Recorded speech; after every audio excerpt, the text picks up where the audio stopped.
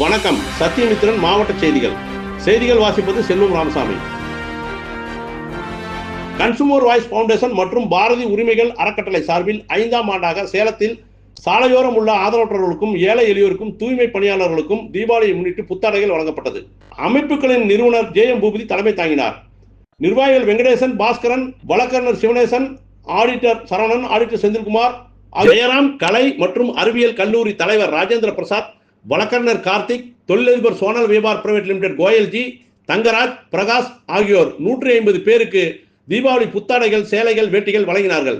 150 பேருக்கு தீபாவளி புத்தாடைகள் வழங்க உதவிய மனிதநேய நெஞ்சங்களுக்கு இதயம் கனிந்த நெஞ்சம் நிறைந்த நன்றிகளை அமைப்புகளின் நிறுவனர் ஜே.எம். பூபதி அவர்கள் தெரிவித்துக் கொண்டார். தீபாவளியை முன்னிட்டு உண்டி கொடுப்பதன் மூலம் காலை உணவு வழங்கப்பட்டது.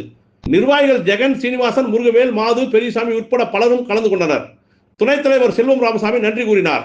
சத்தியமித்திரன் செய்திகளுக்காக சேலம் மாவட்ட செய்தியாளர் எஸ். சிவனேசன், எம்.காம். பி.எல்.